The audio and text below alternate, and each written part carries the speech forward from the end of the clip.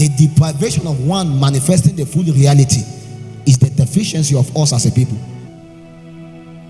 The intention of God is that every territory there has to be a witness. Every territory. Because God have not left any territory without a witness. And let me tell you, the days of one man show, one man army is over. That day has ended since. There is a shaking coming upon the larger gatherings that God is not glorified. He said they realign. Not because of anything. It's because it's possible for all to build and not build with the Lord. If it becomes a matter of ambition, conquest, competition, watch again. The harvester come again.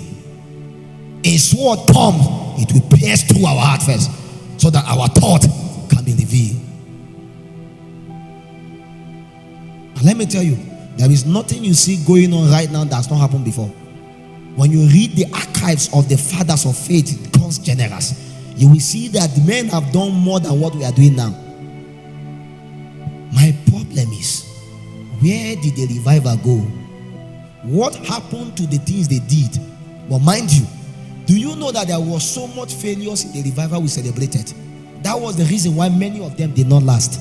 But if you observe, our generation is building under the same kind of pattern, and we are thinking we will last. Give us 20 years, give us 30 years, give us 50 years. It will take God for many to be able to survive. Because there were men and women that did all kinds of things. Cities were named by them. And a time come now when you return back, you may hardly see a house that even remember their names. And that's why I'm trying to let you understand that God will not just stop because one man has advanced. God is interested in all of us. And each and every one of us must come to a point of full-fledged manifestation, because God still needs more functionaries. I don't know what God wants to do with you. You do what He's doing with me. You know what He's doing with Apostle Abila. But let me tell you the truth. No matter how zealous, how passionate a man can be, there is just little but much he can do. How many times, how much of life do you have? How long can you live on the earth? If any one of us is given 100 years, 200 years, how much can we do? And that was when I realized that God needs to come again as the stone of help. David knew this. That was why he raised others to become mighty men, as arrows in the quiver of the mighty. So, his children actually. And that's why I'm trying to let you understand that you are coming here not just to be a part of a service. You must understand that you are part of the arrows in the quiver of the mighty. Our desire is that people will say, out of garden of flames, mighty men rose, mighty women rose. And that is what is going to bring more glory to this place, other than just that we gather in our thousands. Because at the tail end, in the day, God called the servant and said, come and rest with me, whether in the next 100 or 200 years. What will now be left of the mandate that God has given? You will now realize that there is so much casualty that need to be dealt with.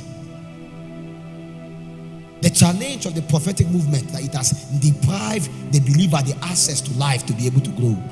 So it's possible for you to be under a prophet for the next 10 years, 5 years, and not even know who you are. And you see, God cannot continue with such kind of a pattern. And that is why God is kind of scattering it and bringing all kinds of judgment onto it. But the apostolic must also be wise enough to be able to understand in the day God is judging, He always begins with His own precious one, so that they can also become judges. Because you can only judge disobedient when your obedience is complete. In the matters of these things, how hollow or sacred are we? David was not just a perfect man, because there are many more times he failed. But yet again, God always reckoned to him. How? Because he was a man that was contrite and broken in spirit, that at any time he always knew how to beckon upon the stone of help. I thought with his relationship with God, as a man after God's own heart, certain things should die. In the apex of who he is, he looked upon a woman, and the appetite of the flesh arose again. And he did that which is against the law and the government of God. And God said, you can ask for many women I can give you, but this one you did is an evil thing. God did not argue, David did not argue with God. He understand that God came to help him. That was why he spoke. I told you, anytime God speaks to you, he wants to help you. Go beyond the speaking. Don't say now you are a prophet. Look at the help coming from his speaking. Because you will survive more by that utterances. When God speaks to you, it's first of all for yourself first before others. So when he's showing you somebody's village, ask him, what about my own village? Because you may be shocked that whatsoever is telling you is actually telling another person. And so from the mirror image of what you had for yourself is what you are hearing for them. And sometimes somebody can come, he's counseling you on something, he is actually going through the same thing, but he's counseling. He neglected that what God is saying was for him first. The sermon I'm preaching is not for you, it's for me. When you come to I was in the hotel, you come, as we finish, they will play it on the TV. That's what they're playing. I'm hearing it again and again and again and again. Why? Because when I start to speak, it's not me that is speaking. If I don't believe it myself, I will be deprived of the reality. Why? Because of the stone of help. When God utter, he's speaking help from the rock of salvation. Go with me to the book of 2 Chronicles 26. 2 Chronicles 26. I may just have to paraphrase many of these so that we can pray. The Bible said, then all the people of Judah took Uzziah, who was 16 years old, and made him king in the room of his father Amaziah. When you go to 7, I want to be jumping so that I can pick my point. 7 said, and God helped him against the Philistines and against the Arabians that dwell in Gubal and Hunim.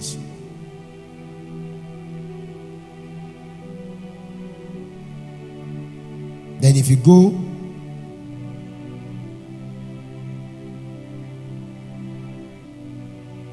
I'm looking for when the Bible talk about when he was marvelously helped. Is it 16 or 17 now? 15. Are we 15? And he made in Jerusalem engines invented by cunning men to be on the towers and upon the bulwarks, to shoot arrows and great stones without. And his name spread far abroad, for he was marvelously helped till he was strong. From the very beginning, from verse 1, what we saw was that a young guy, 16 years old, was made king in place of his father.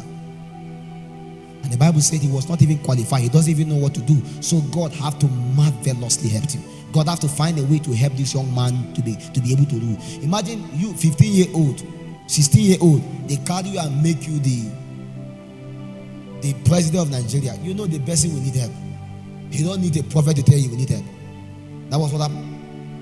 And now this young guy was made king and he cannot but need help. Now he needed a stone of help. And because he needed a stone of help, he needed Ebenezer. God came and began to help him. And by the wisdom of God, somehow he was able to do well. And God helped him until this guy grew and became strong. But his problem began the day he became strong.